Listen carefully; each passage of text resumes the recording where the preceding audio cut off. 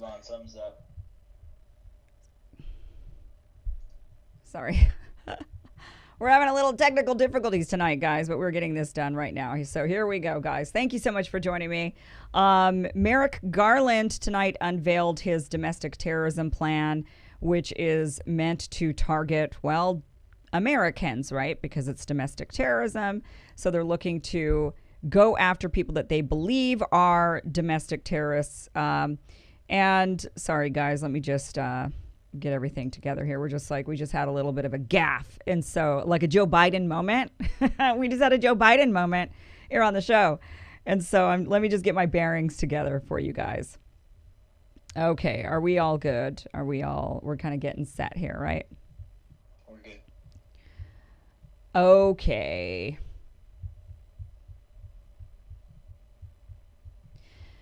All right. What is a domestic terrorist? What is a domestic terrorist? Because obviously, when I think of a domestic terrorist, and when I think you think of a domestic terrorist, when anyone thinks of what a terrorist is in general, it is a very actually specific definition. And that is somebody who is trying to overthrow or make some sort of political change. They have an agenda and they're doing some sort of act in order to signal towards that agenda, or in the extreme case, get their agenda through. So you are a you are a terrorist in general, whether you be domestic or foreign, it doesn't matter. A terrorist is somebody who does something and they are signaling to the community, to whatever, to their government in some way, that they're wanting some sort of change. So if you look at the attacks, for example, from ISIS-style terrorists, right? So you've got ISIS coming to America, let's say, and they're going to somehow do some sort of an event, blow something up or target people. Excuse me, I'm going to sneeze. Oh.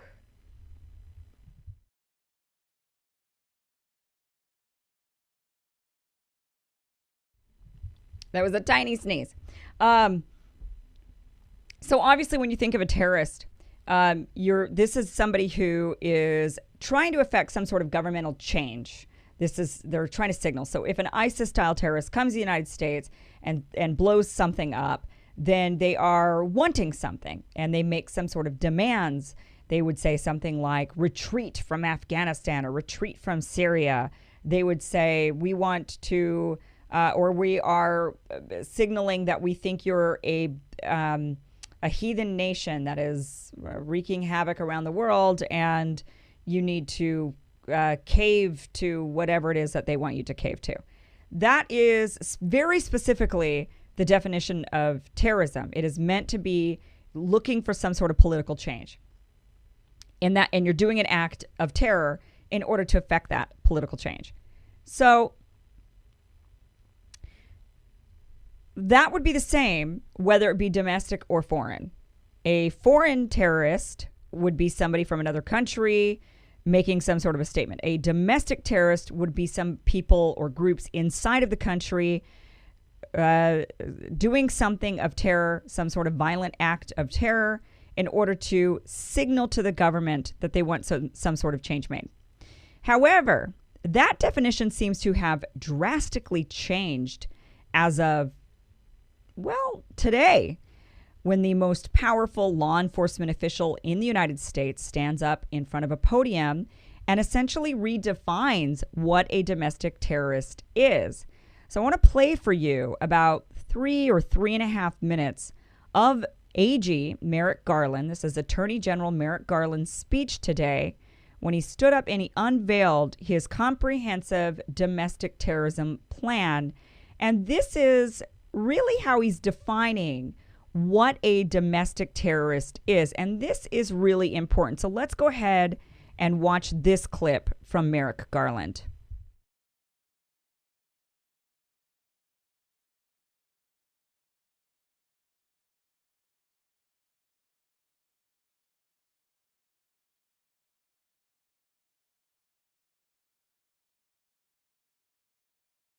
Austin.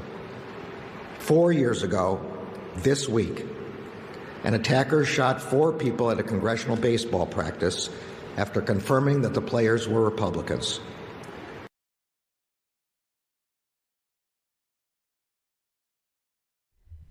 We're clearly having a big issue here tonight. So we are going to go ahead and shut this down for a second, and we will be right back. I'm going to take a little bit of a break so that we can solve this problem. Then we will start the show over again, and we will act like none of this happened. Okay? So we'll be right back in like 5 minutes.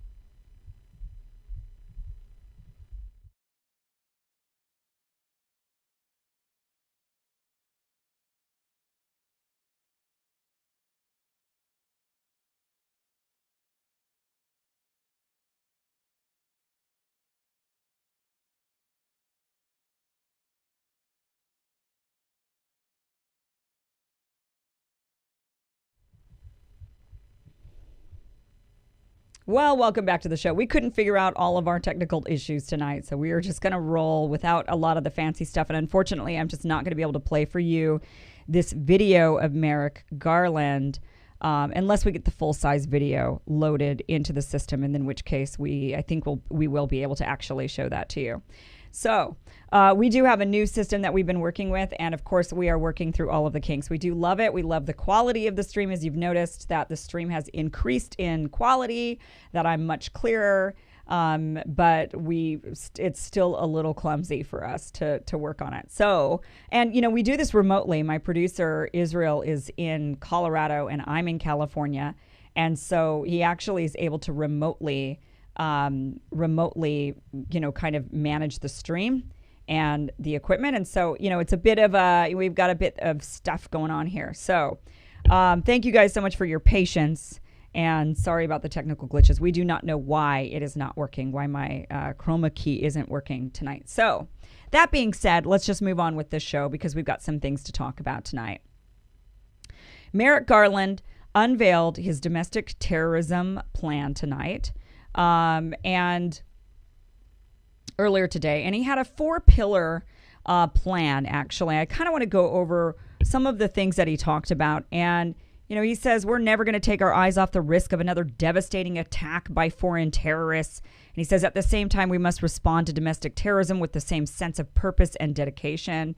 He talks about 4 pillars, and these 4 pillars that are going to be really what they're focusing on with domestic terrorism is going to be, is actually really quite scary when you look at what the pillars are, in fact. They are looking at working with tech companies. So the administration organized its national strategy around 4 pillars aimed at analyzing, preventing, disrupting, and confronting catalysts for extremism. It emphasized increased information and intelligence sharing among law enforcement and tech companies. Is that not scary or what? So with this domestic terrorism plan that they're looking to unveil, it is, they're looking to really target Americans. Let's go ahead and listen. I think we've got this queued up now. Let's go ahead and watch. This is Merrick Garland. This is about 3 minutes of he gave about a 25-minute speech. And this is the key, because these 3 minutes right here with Merrick Garland, these 3 minutes, they redefine. The administration is redefining what a terrorist is. So they are defining this in a very broad way, which would allow them to target absolutely everybody under this new domestic terrorism, this war on domestic terrorism that is being waged. Let's go ahead and watch this clip from Merrick Garland.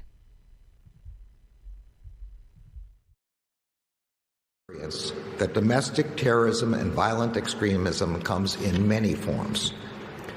6 years ago, 9 black men and women were shot and killed while praying at their church in Charleston. 4 years ago, this week, an attacker shot 4 people at a congressional baseball practice after confirming that the players were Republicans. 2 months later, a man drove his car into a crowd of peaceful protesters against white supremacism in Charlottesville, murdering 1 and injuring many more. In 2018, 11 Jewish worshipers were shot and killed at their synagogue in Pittsburgh, and 2 summers ago, 23 people, most of whom were Latino, were gunned down while shopping at a Walmart in El Paso. Such attacks are not only unspeakable tragedies for the victims' loved ones, they are also a tragedy for our country, an attack on our core ideals as a society. We must not only bring our federal resources to bear, we must adopt a broader societal response to tackle the problem's deeper roots.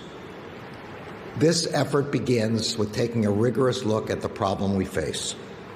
During President Biden's first week in office, he directed the administration to undertake an assessment of the domestic terrorism threat and then to use that assessment to develop the national strategy being released today.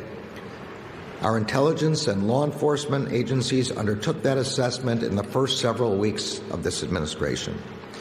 In March, they concluded that domestic violent extremists pose an elevated threat to the homeland in 2021. Our experience on the ground confirms this. The number of open FBI domestic terrorism investigations this year has increased significantly. According to an unclassified summary of the March intelligence assessment, the two most lethal elements of the domestic violence extremist threat are racially or ethnically motivated violent extremists and militia violent extremists. In the FBI's view, the top domestic violent extremist threat comes from racially or ethnically motivated violent extremists, specifically those who advocated for the superiority of the white race.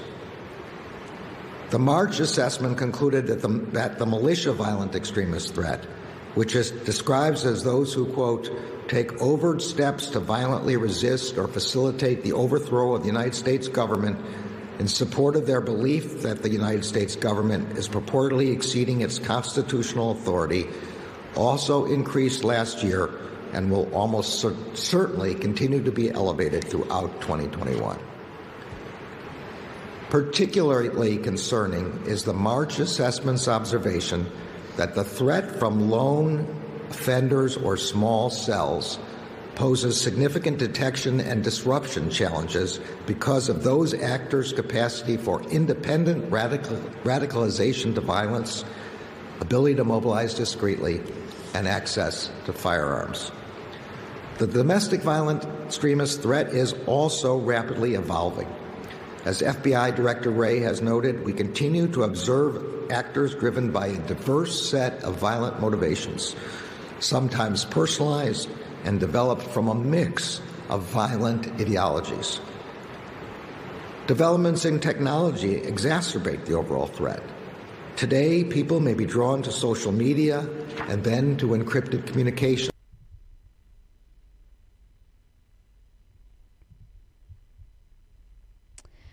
All right, so you see with Merrick Garland, he's talking about all of these various different attacks that have happened in the country he starts about 6 years ago, and he says, well, we had an attack on, there was an attack on Republicans, there was an attack on Jews, there was an attack on, Hispanic people, there's an attack on, he goes through and he lists all of these various different attacks that historically have been called hate crimes. So now we're seeing that the definition of a domestic terrorist is actually the definition of a hate crime. And that definition has expanded over the years. The idea of a hate crime, the reason why we've seen many increases, one of the reasons I should say, I haven't actually looked at the actual numbers and whether or not I haven't done the full deep dive into the data on that. But I do know that one of the increased factors, if not maybe the only one, like I said, I haven't done all the research, is that the definition of hate crimes has expanded.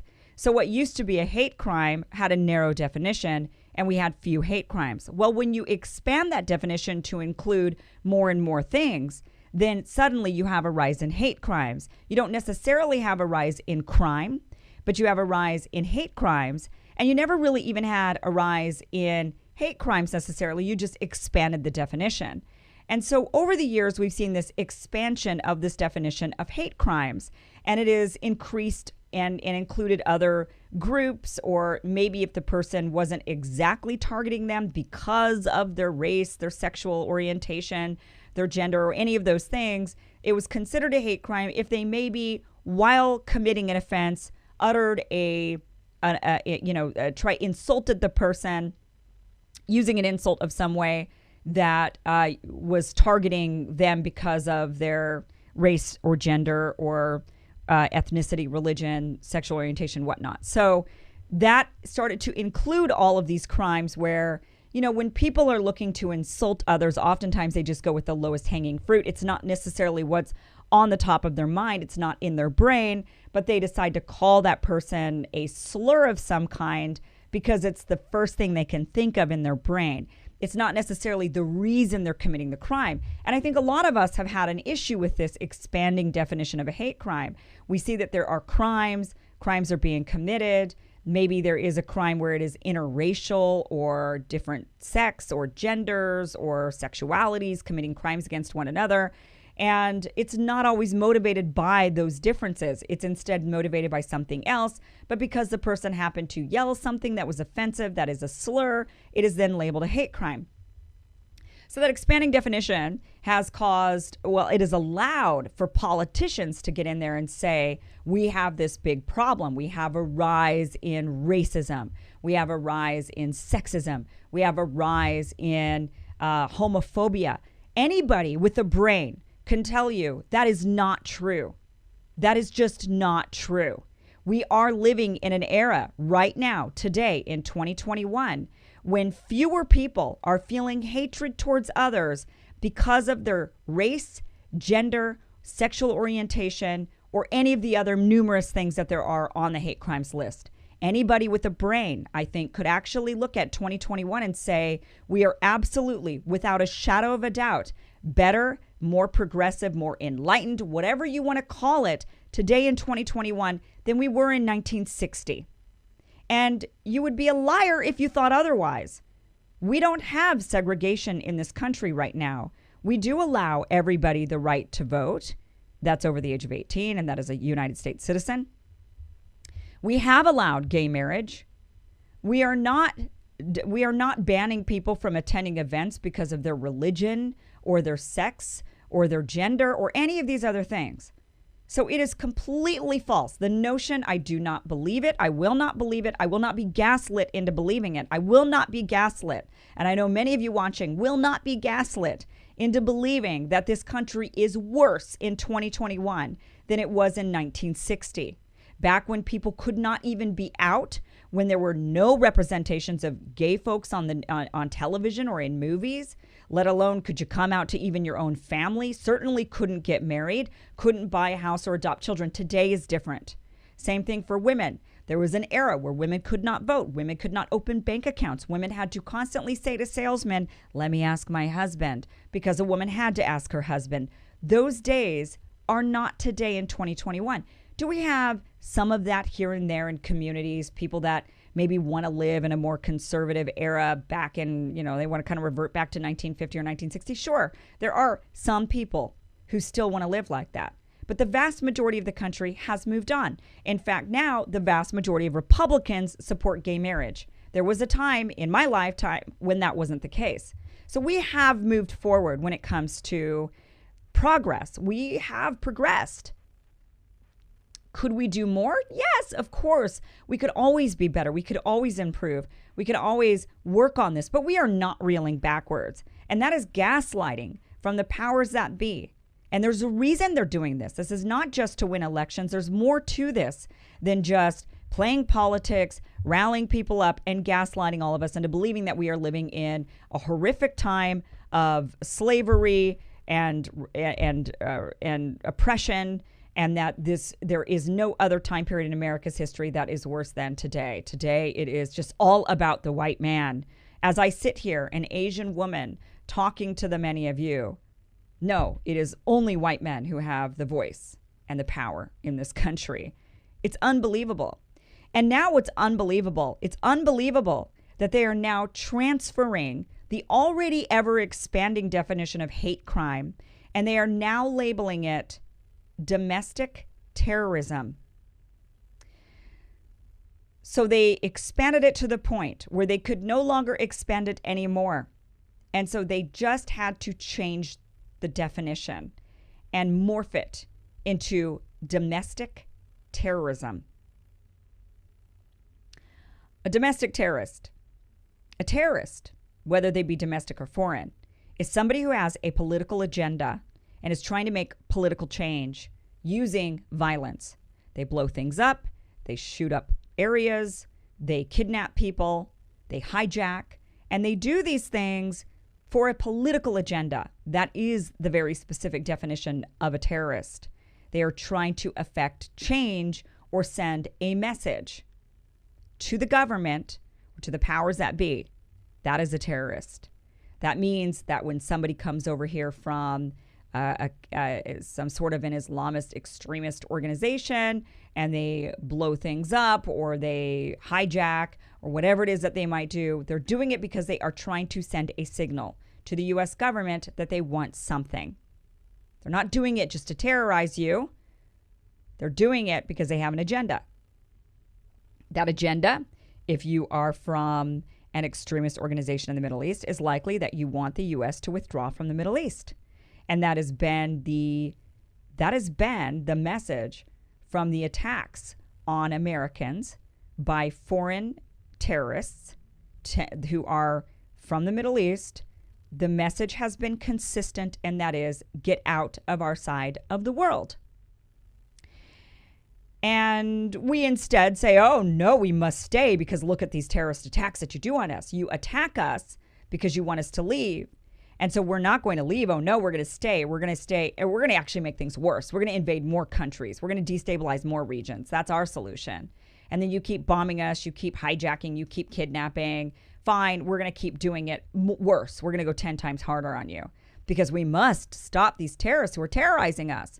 See, this circular argument is dangerous, right? When they say to us, well, we have to be there because look at, they keep attacking us. And then they don't stop to tell you why they're attacking us. Well, they're attacking us because we're over there. Yeah, but don't listen to that. You don't pay attention to that. We need to be over there. We need to keep fighting. We need to continue lining the pockets of our military industrial complex and continuing to fearmonger the American people into voting for certain politicians because if not, all hell's going to break loose and your life is going to be destroyed. Even though last time I checked, ISIS did not destroy my life, nor yours. Are they destroying other people's lives? Sure, absolutely. But not ours, not here in America. This is why so many of us say, get out, move on, let's come home. We don't need to be there. We are making the situation worse for Americans. We're spending all of our money over there. We're sending children now who weren't even born during 9/11. Now we're sending them off to war to fight this fight, and they don't even know what they're really fighting. And we're doing it, and because we say we're fighting terrorism. Well, the reason why we're fighting terrorism is because they don't want us over there. They want us to leave their part of the world. Fair enough. We would become terrorists, every last one of us. I can guarantee you, me, many of us would fight and potentially have to fight dirty if our country were invaded. If the United States were invaded by a foreign country, you bet your life many of us would fight. And then we'd be called terrorists by that country. They would say, look at all these terrorists. We're just here trying to make peace, and they're terrorizing us. They're bombing our bases and kidnapping our troops, and then they fly all the way over to our country and they attack us using a variety of different guerrilla warfare style methods. Oh no, they're terrorists, so we must stay. We must stay. And we're saying, no, the reason why we're doing this is because we want you to go. You see this problem? Well, this is a problem because now that they're labeling all of these hate crimes that would be considered hate crimes as terrorism, that circular logic is going to be used on us here in this country. They're going to say, well, because you people are fighting back in a variety of ways, and we'll talk about all the various ways that people might be fighting back, they're going to say, well, then we need to continue to infringe on your civil liberties, spy on you, detain you, coerce you, trap you. We're going to continue to do all of this because you people are domestic terrorists. And then we say, well, we are resisting, we are dissenting because you're doing this to us. And then they say, no, we're doing this to you because you're resisting and you're dissenting. You see this problem? Yeah, well, that problem has gotten us into a 20-year, if not longer, war in the Middle East. And that is how long it's going to be lasting here in this United States if we don't wake up to what Merrick Garland just announced to us today. He just announced to us today that they are going to be combating domestic terrorists in this country, that they have redefined what a domestic terrorist is, and that they're going to be going after them, all of these domestic terrorists, you and me, really, probably, matter of time. And they're going to be using big tech to help. So when we want to know how did all this censorship come into play and these control tactics where they can tell us that we do not have the right to peacefully protest anymore, if it's if you're protesting something they don't like, the powers that be. Or they say, oh, no, we need to make it illegal for you to be in the streets because, a pandemic or something. And you don't think that they'll come up with more of that in order to control us. You never know. And my guess is, hey, if you got the weapon, why not use it? And that is what they will do to us. So it is very alarming to me that Merrick Garland comes out there today and says, as if he's some sort of hero, that they have redefined what a domestic terrorist is, and that it's anyone who commits a hate crime against another group of people, even if they don't have a political agenda. They don't have any real political agenda. They don't have any motivation. They might just be crazy, quite frankly. But now it's domestic terrorism, even if they're not asking for any sort of governmental change.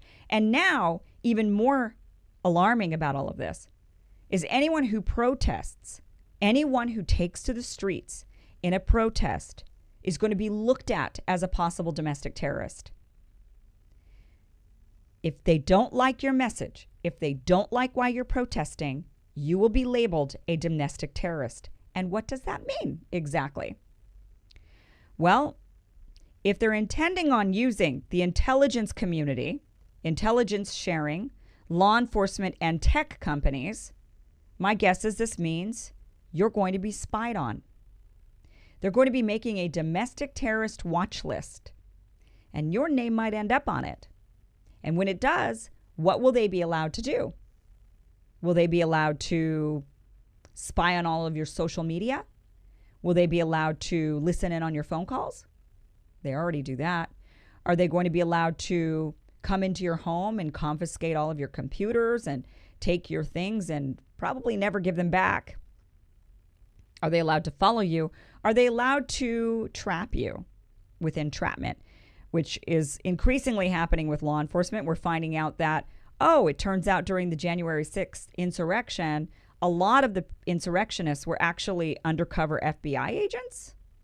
We're finding this out, that they're often egging people on. We found out that one of the perpetrators that was looking to kidnap Governor Gretchen Whitmer was actually an FBI agent who was there for the ride. I mean, look, they're allowed to spy, right? They're allowed to be undercover. They're allowed to gather information. But now it seems like they're crossing into egging it on, going along with it, egging it on. And so they do this all under the guise of, we've got to get these domestic terrorists. Well, who is a domestic terrorist? If they're not going to, this definition absolutely, under every circumstance, needs to be narrow and extremely, extremely narrow. You cannot just label anything that you want as domestic terrorism, because when you do that, then all of a sudden we all fall under that umbrella eventually. And that means all of us can be labeled domestic terrorists. All of us can be detained indefinitely, maybe? I mean, what is going to be the deal here? What are they going to be allowed to do? What is the new Patriot Act 2.0 going to be? Where they're allowed to infringe on our civil liberties, all in the name of combating domestic terrorism. So it's extremely alarming that they're now not only redefining what a domestic terrorist is, but they're now saying that they're also going to get the intelligence community involved and big tech involved.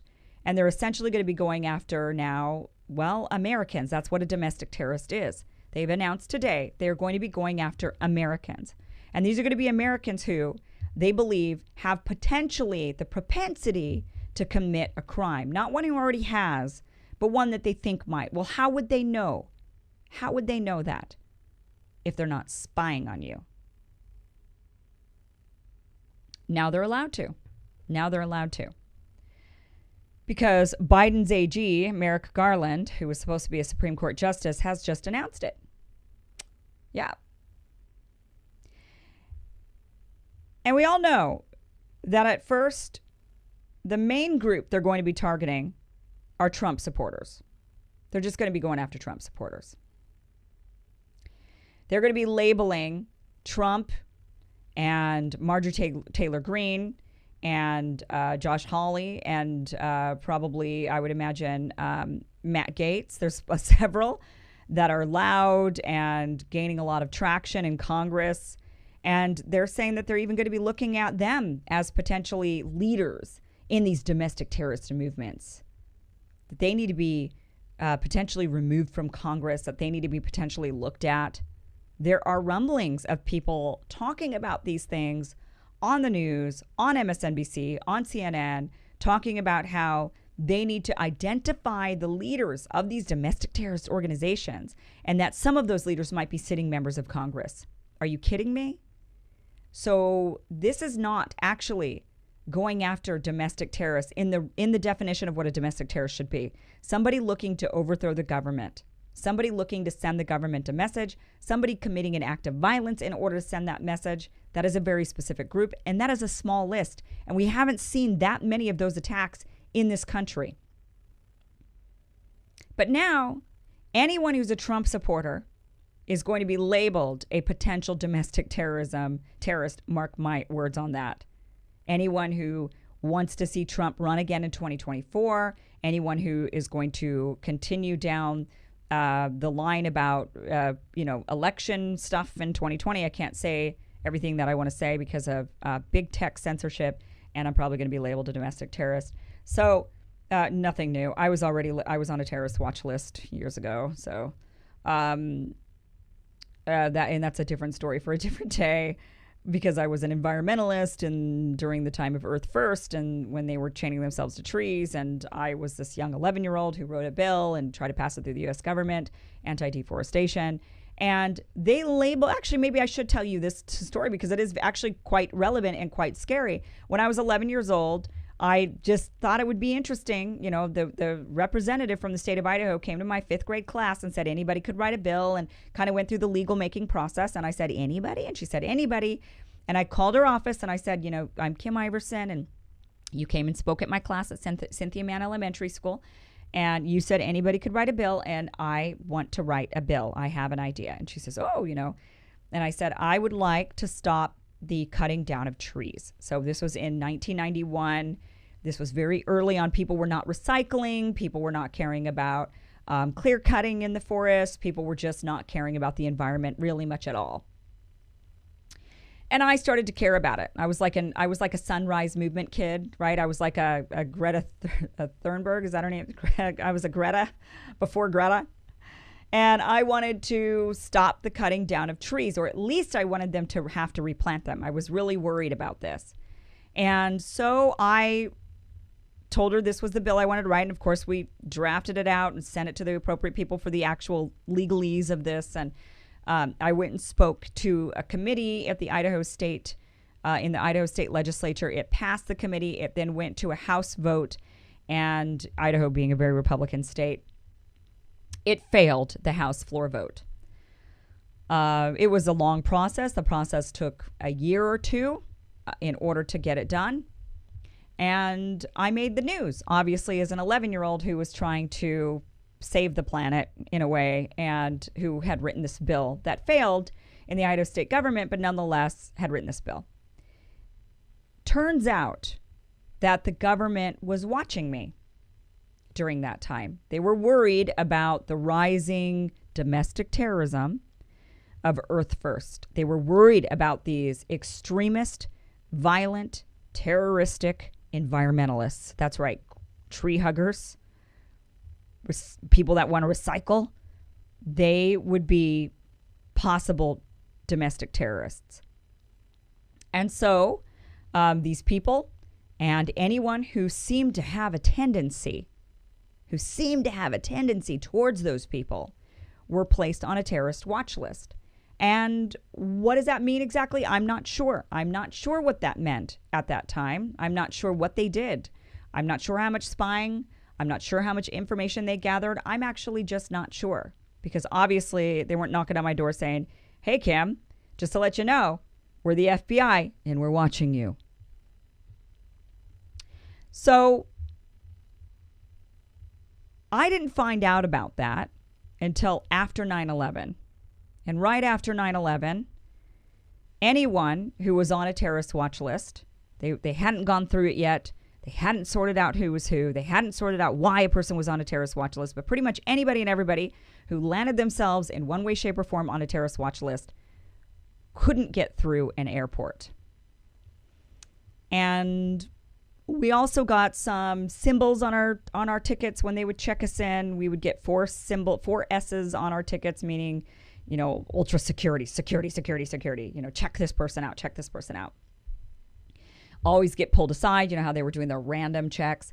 They would always pull those of us who ended up on these watch lists aside. They would take us into the rooms. They would have to go through all of our things. They would ask us a lot of questions.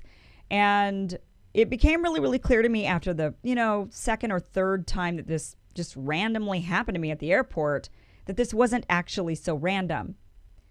That, no, I was actually targeted.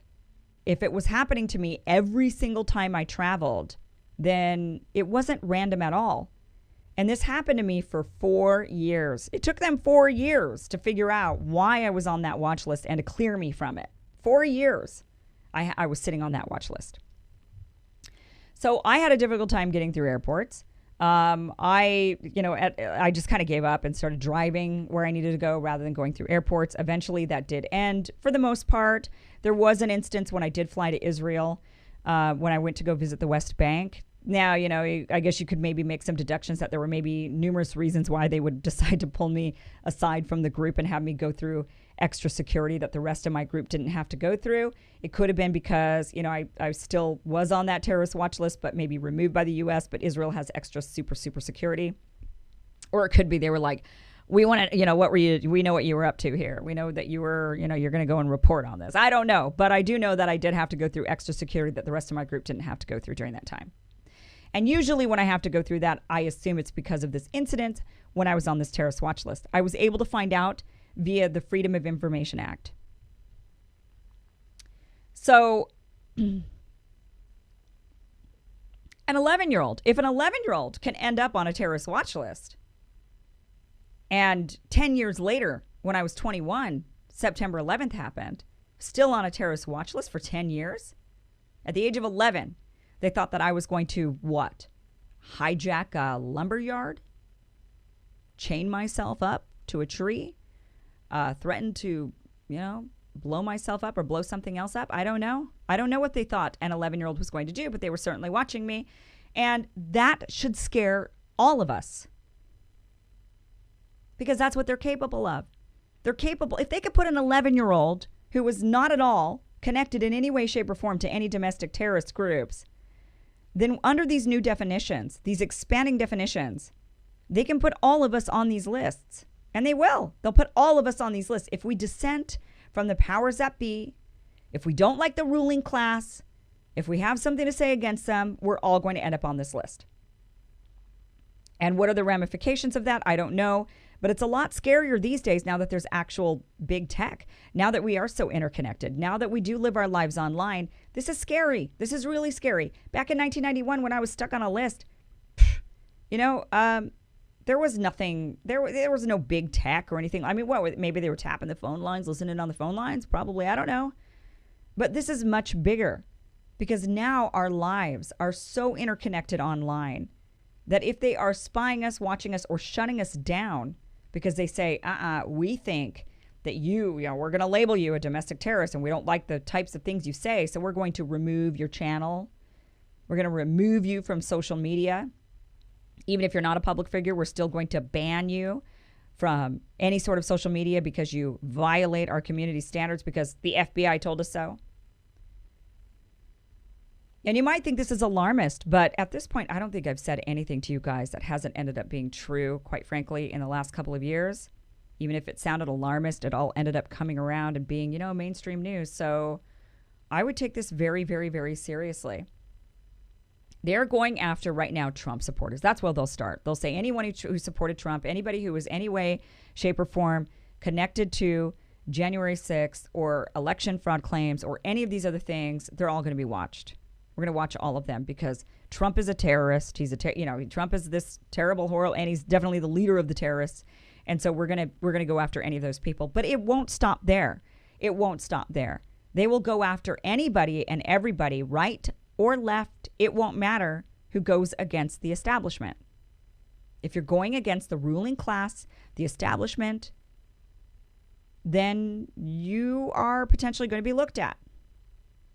If you have the propensity or the ability to rile up a crowd, like, oh, I don't know, you have a YouTube channel, you're big on Twitter, one of those things, they will definitely be looking and making sure that that everything is on the up and up. And if they think it has a tinge or just a smidgen of looking like it would provoke people into protesting, a protest that may or may not turn violent, then they will shut you down. And anybody, speaking of protesting, you think you have the right to protest? Not after this. Not after they label you a domestic terrorist and they tell you, no, you cannot protest because it might turn violent. And we think that you people are a domestic terrorist organization. So we're going to break up your protest because this isn't a protest. This is a gathering of domestic terrorists. And you think that this is only going to affect the right? It won't. This is also going to affect the left because they're two sides of the same coin. I mean, I get it. Right now, you've got the establishment on the right screaming and yelling, saying, oh, this is an infringement. Oh, they're coming after us. Oh, no. It's the Democrats. It's the Democrats. Oh, believe me, it'll be Republicans when they get their chance. When they get their chance and they're in power again, they're going to use all these tools as weapons. And they're going to use them against anybody on the left and anyone who goes against the establishment, Republican establishment. The Republican establishment, by the way, they will use these tools against even Trump and any Trump supporters. The Republican establishment hates them. They want him gone. They want these populist movements to be rid. They want to get rid of them from Congress, from social media. They don't want any of this ever again. And that is both on the right and the left. That is not unique to just Democrats. Don't be fooled by that. If you are somebody on the right, you need to be very, very leery of anyone in the Republican establishment. They are no better. They are all one and the same. They're vying for power. They like their money's their pockets to be lined with a bunch of big tech and military industrial complex money. And they absolutely will, when they get a chance, they will infringe on the rights of people on the left and dissenters on the right the minute they get the chance. This is not a Democrat issue. This is a both sides issue. This is an establishment issue. This is a ruling class issue. And now we're seeing it, we're seeing it. We're seeing blatantly now. I think there's no denying that it's pretty blatant that the government is completely isolating itself from the people in every possible way. They are distancing themselves from the American people, from guarding the Capitol building, and now you can't even go to the nation's capital as an American citizen. You're not able to march up those steps. You're not able to protest your government leaders. You're not able to just visit. Not anymore. It is heavily guarded. You have no access to your political leaders. We saw last night on this show how Joe Biden and his team, White House team, shooing away reporters. You can't even ask our political leaders questions anymore. You can't ask them questions. Oh, no. How dare you, you little peasant, you, ask the ruling class elite questions? You don't get to question them. You don't get to protest on the stairs of their house. You don't get near them. And if you say anything that they don't like, they will just wipe you off the internet. They don't want you to have any power. They'll ban you. They'll isolate you. They'll wipe you away. We've all known for a long time that the ruling class doesn't actually represent the American people. I think that sentiment became really, really clear to people and has become increasingly clear, especially to those on the right. It was people more on the left who took an issue with all of the big money seeping into our politicians' pockets, that they were not working for the American people. They were working for their big money interests, and they were spouting off all kinds of ridiculous narratives and lines telling us that, it's in your best interest. It's in your best interest, they say, to not have to allow insurance companies and big pharma companies to run your medical lives. It's in your best interest. This was something that I hope all of you Republicans watching this show, although most of us, I think, that are watching this show, you and I included, consider ourselves independent. We're not right or left. We're ditching all of it because it's all crap, right? But if you were, you tended for the longest time to be on the right, and now you're kind of like, eh. Which I hear you, right? I was on the left, and now I'm like, forget it. We're independent. For the longest time, people on the right believed this nonsense. And now you know how much nonsense it actually is. It's smacking you in the face right now, isn't it? All of that nonsense that, oh no, big pharma knows what's best. We need to just let these companies do what these companies do. We don't want to regulate them. We don't want to interfere. We want to let them do what they want to do because it's better for us all. It's better for innovation. It's better for medicine. It's better for us. We're going to get better care. We just need to let big pharma and the big insurance companies, we need to just let them be. Leave them be, Republicans said. Leave them be. And people on the left were saying, oh, no, my God, we got to regulate them because they will run rampant. And one day they will buy off our politicians to the point where they will force us all into a medicine that lines their billionaire pockets. And then here we are. That day has come where all of those Republicans who were screaming that we needed to allow big pharma to just be, are now seeing that when we allowed them to just be, do you know what they did? They bought off our politicians. And when they bought off our politicians, guess what happened? They told the politicians, let us give everybody the jab. Let us make billions and billions of dollars, and we're going to force people into this. And how about we come up with this cool idea called vaccine passports? How about we come up with these really cool ideas? Let's just go ahead and make sure that we get this to everybody. And that now, you've got all these Republicans on the right saying, how dare you force me into this? How dare you require this of me? How dare you? And guess why that happened? Because we let big pharma run amok. We let them buy off our politicians. And they did. Because why wouldn't they? And then when they did, why wouldn't they manipulate the politicians in order to ensure they continue to make a fortune?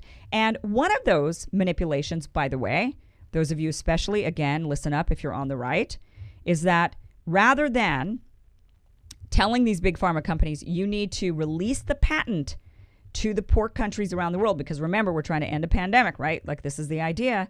So you need to release the patent so that they can then manufacture their own vaccines and we can get this thing done. They instead said, oh, we don't want to do that. We don't want to release the patent. No. We've got a better idea, says Big Pharma. They went to our politicians and said, why don't you give us all of these Americans tax dollars? We will take some of their money. Let's go ahead and take all of those Republicans and Democrats who don't even want this. So they're not taking it, right? You can't sell it anymore. So the American government is saying, look, we can't even, we're like trying to do lotteries to give this stuff away. We can't give this stuff away to Americans anymore. The ones who've wanted it, they no longer, they all took it. And now the rest are hesitant and they don't really want to do it. So we're trying to do lotteries. We're doing all this stuff like vaccine passports. Like, well, if you get special privileges and certain rights, you can earn your rights back if you're willing to take this, to do this. That big pharma wants you, to do this thing. And so, but that's wearing thin. And big pharma companies are saying, well, we still want to make our money because all these billions isn't enough. And so rather than, like I said, releasing the patent and making sure that the adults in Africa start getting the vaccine, instead they're not.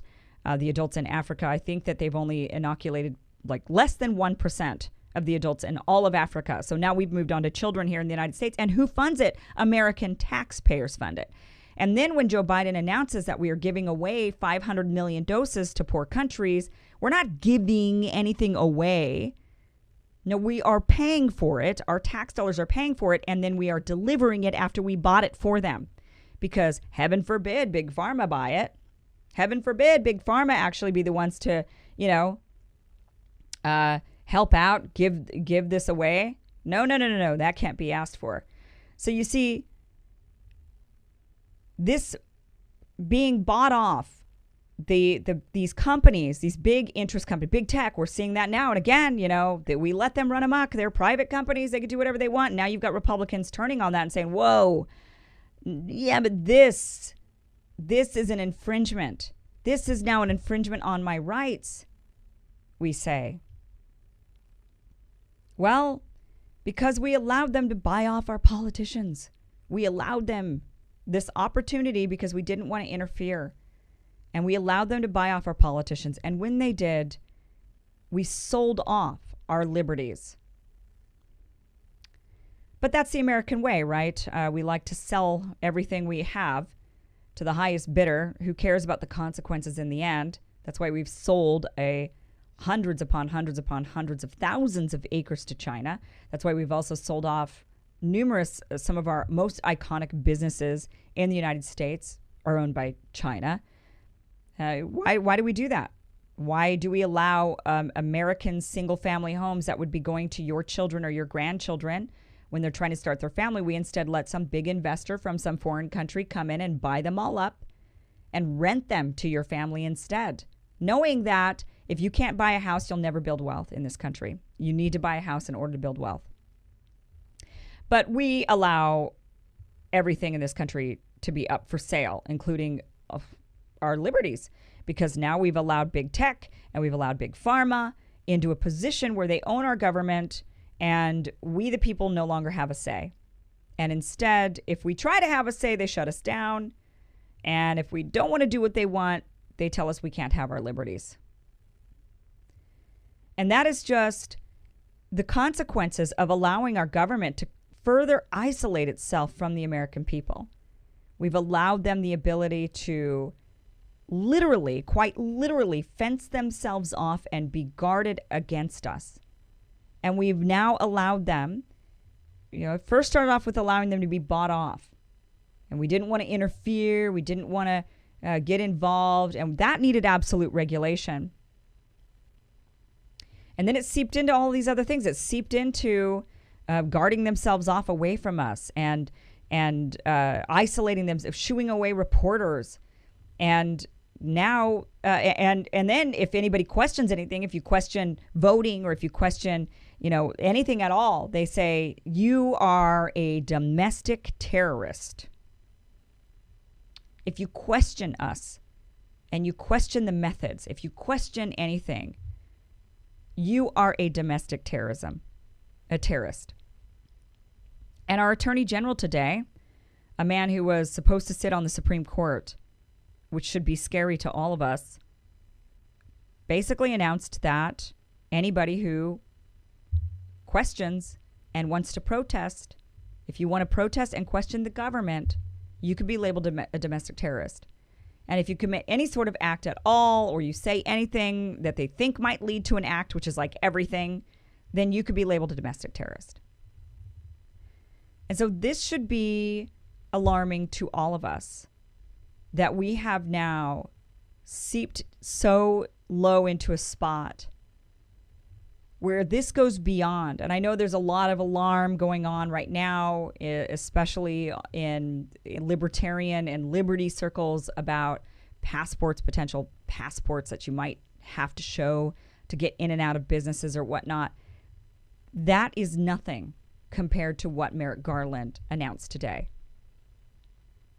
Because those passports will pass. That's not going to last forever. But the labeling of dissent and the labeling of protesters or uprisings as domestic terrorism, that is going to last for decades. That is going to last for decades. Because it won't just be the Democrats who use this and utilize this and weaponize this against the American people. But I'm telling you right now that the minute a Republican gets into office, that Republican will wield that sword just as fiercely. The establishment and the ruling class are all one and the same. It doesn't matter whether they wear red or blue. They act like they're on different teams on television, but behind closed doors, they're going to the same parties and they're enjoying the same caviar and the same champagne. And behind closed doors, they make deals and they say, listen, I'm going to come out with this bill. It's going to fail. Don't worry about it. But I'm just going to present it. I have to, because I have to appease my base. I have to make them think I'm doing something. I know it's not going to pass, so don't worry about it. And they say that to their donors, and they say that to each other. And we've all known, that has become more and more of a fixture in our American political life. We know that our politicians are actually not representing the people, but they're representing big money. And now the only reason why people on the right, which, hey, welcome to the party. I mean, listen, there have been a lot of people on both sides who've been screaming about this for a really long time, but there has been a larger, I would say, group coming from the left who'd paid more attention to this for a while, but now the right is paying also a lot of attention to this, and that is much, much needed. And there's a lot of things that the right pays a lot of attention to that the left is still ignoring, and maybe one day they'll catch up to, hey, this is the way it works. But what we need to be paying attention to is the fact that we do not control our government anymore. We can't even get near them. We can't ask them questions. We can't question them on social media. We can't question them on YouTube or Twitter or Facebook without being removed.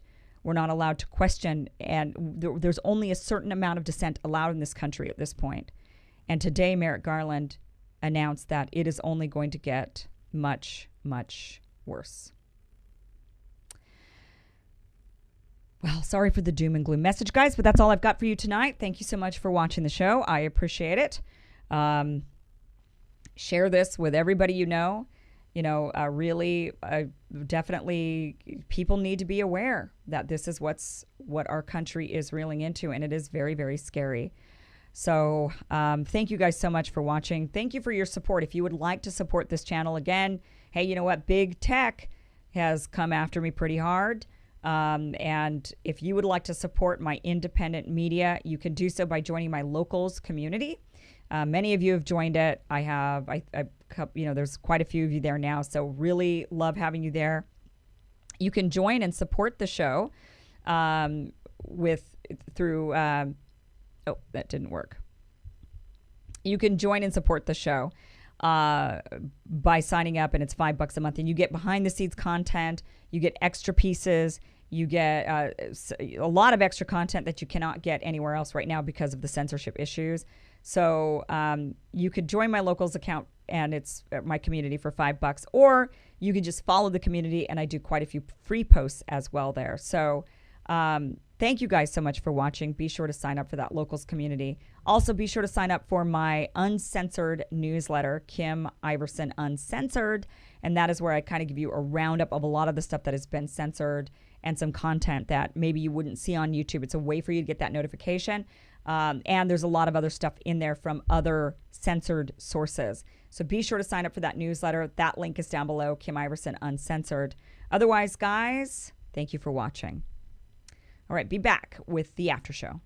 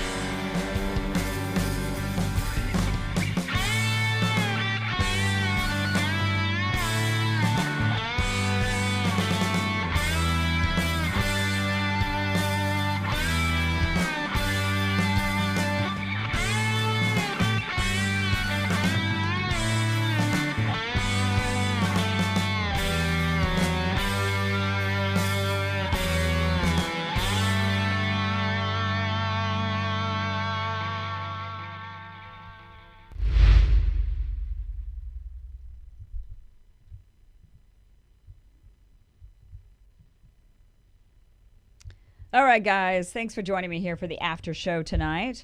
I'm going to go ahead and read off some of your comments from Rockfin and also from YouTube. So let's go ahead here. Starting off tonight.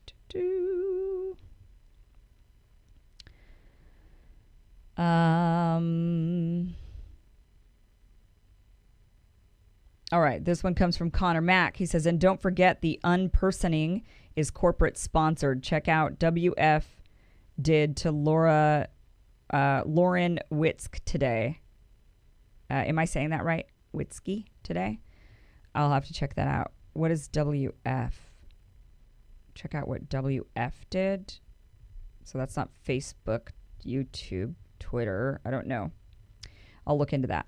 High Plains Drafter says, Joe wants war on cancer, but spends more on bombs.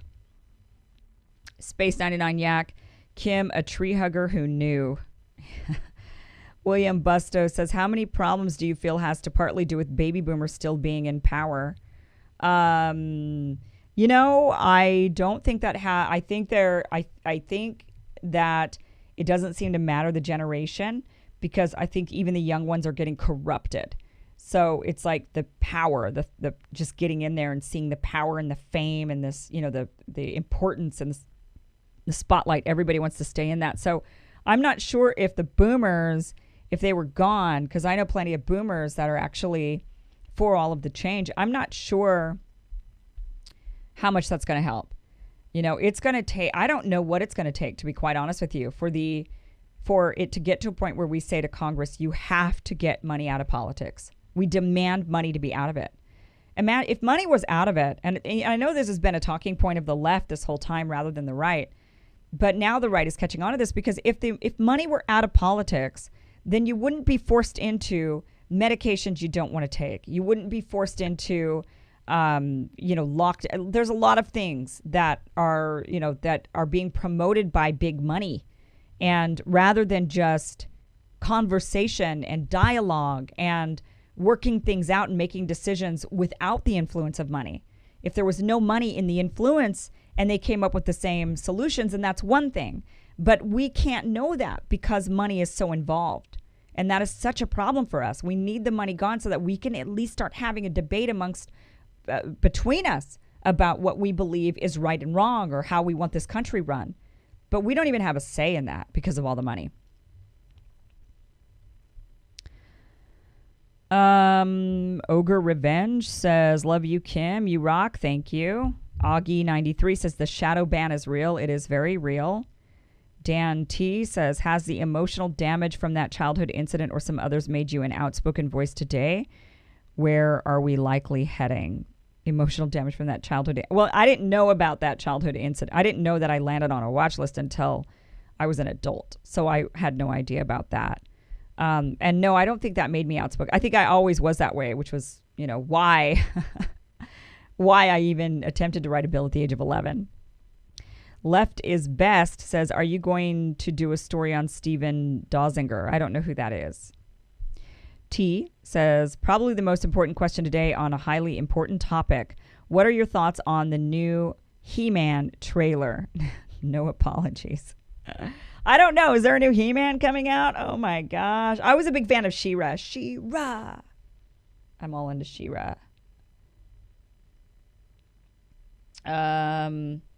Okay, Venticus Prime says, I'm so glad we worked so hard to keep government small and out of the way of business. We did it, guys. We won. Hooray. We got exactly what we wanted with our slogans lacking all nuance because they sounded better. Let's all celebrate and have a good old time now. Oh, wait, we can't because we got what we wanted. Yeah. Well, and that goes for both sides. That is really not a right or left issue. Both sides, when they champion some crazy thing and they get it, live to regret it oftentimes. And we need to figure out that the right path for America really is down the middle. And I don't mean being a person who's, I would say I'm a radical independent in the middle. That's what I've become, but still radical. A lot of times when people hear people are, oh, you're in the middle, they think that this means you are, just falling in for the establishment middle. There's a lot of us that are not in the we are anti-establishment middle, right? We are anti-establishment independence and populist independent. And I think a lot of us are in that realm where we say, yeah, you know, you can see both sides to issues and we need balance when it comes to things, but we're still very radical in that we want the establishment out, right? We know that there is a ruling class and establishment, that there's big money interests and that they have invaded our political system, and we cannot even make progress or have discussions while they're still there and in power.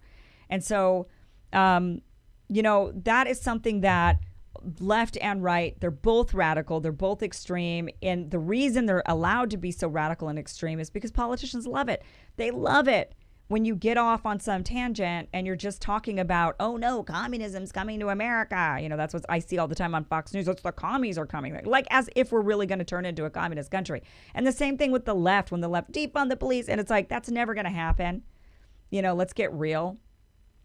We're not going to abolish the police, you know, and no, white supremacy is not the number one issue that we are facing today. I cannot believe that a bunch of people fall for that bullshit, to be honest with you. I mean, look, your biggest problem today is you can't pay your bills. That's your big problem. But they want you to believe, oh, no. It's the commies. They're coming, or it's the white supremacists. They're here. That's what they want you to believe. And it's all crap. It's all political theater. It's all meant to get us to turn on one another. And we have to band together. Now is the time to band together. We have to band together. We have to understand this is not left or right. We are Americans together. We will band together and we will tell our ruling class elites that we have had enough and that we want the ability to have debate and dialogue and disagree with one another on how we want this country run without the interests of big money. We want big pharma out. We want big tech out. We want the big military industrial complex out and all the other bigs out. We want to have honest dialogue with one another. We want to have honest disagreements. And I think if we were allowed to do that, we would find that we have more in common than we don't. And so this is what we need to do, guys. It's time to band together. We all need to get on board with the anti-establishment, anti-ruling class. We need to get them out. They are ruining this country. They are ruining our families because they're tearing us apart. They're making us believe that if you're on one side or the other, you are evil, that you are ruining this country, that you are destroying it, that it's all your fault and you're not invited to Thanksgiving anymore. They're ruining our families. They've already ruined our economy and our country. They've made it to where the youth can't buy houses very easily. They certainly can't upgrade their homes. They've made it very, very difficult for us to live a good old-fashioned American dream. They've made that difficult because they wanted to give all the money to Walmart and Bill Gates and Jeff Bezos and all of these other people in the ruling class. And now they're ruining our families. You know, it wasn't enough to just take our bank accounts and riddle us into massive amounts of debt. You know, keep us in perpetual debt. Talk about enslavement. You got all these people out there screaming like white supremacists are coming back. Like they're really going to put you in chains. That is what they're sitting there thinking. And that is, no, you know what the chains are on you? They're from the bank. The bank that allows for ever increasing prices, inflation, and the value of your work to be lowered. You're making the same wages since 20 years ago.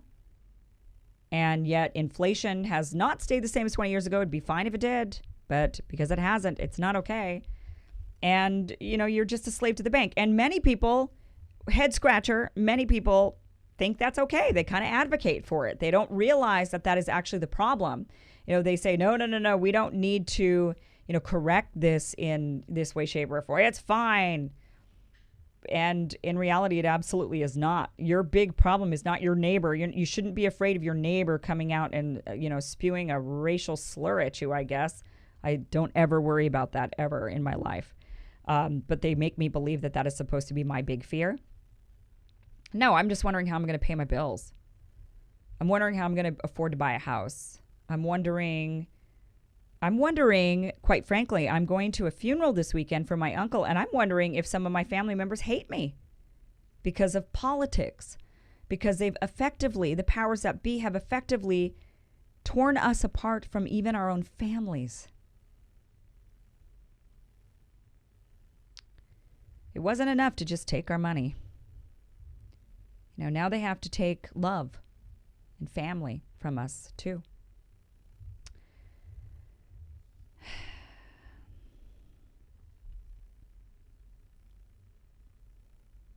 All right, a few more here. Space 99 Yak says GOP used guns 9/11. Citizens united to grab power for government owned by corporations, and Dems put the nail in the coffin with COVID. Fascism is almost here. Yep. Yeah. Like I said, two sides of the same coin. They just use different reasons. We see this with China. China's like a perfect example of this, because you see right and left going after China now, but they have their different reasons because they know what's going to spark their base. They know what's going to trigger their base. So with the right, it's, unfair trade practices and, China's unfair to us and they're taking all of our money. And to the left, it's, oh no, they're committing human rights abuses. They know what they need to say in order to get you to want to go to war. They know what they need to say in order to get you to hate. They're very good at it. Left as best as Steven Donziger won a legal case worth $10 billion against Chevron for poisoning indigenous land in Ecuador. And judge and prosecution that have direct connection to Chevron have him on 2-year house arrest. Wow. Okay, I will look into that. I will absolutely look into that.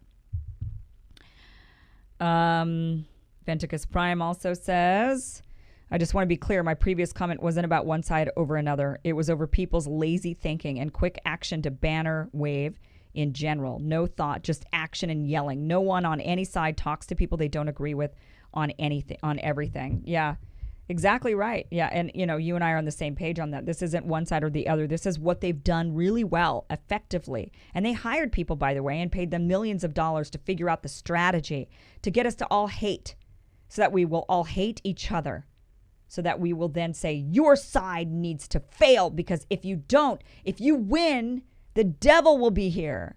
If you win, we will lose our morality. Hell will break loose if you win. And so by everything I've got, I'm going to make sure you lose. And if you are the type that likes the other side, you're the devil. You're the devil himself, or at least the spawn. So, yeah, they paid a lot of people a lot of money to figure out how to make us hate like that, each other, how to make us hate each other like that. And now it's in our own families and in our own lives. And that is very, very sad and scary. Guys, thank you so much for joining me tonight. I appreciate you guys. And we're going to work on these tech problems that we were having tonight, and we're going to solve them. So I got to go. Thank you guys for watching. Be sure to sign up for my locals. Please support me there. That is the best way to support this show. So thank you guys so much. Good night.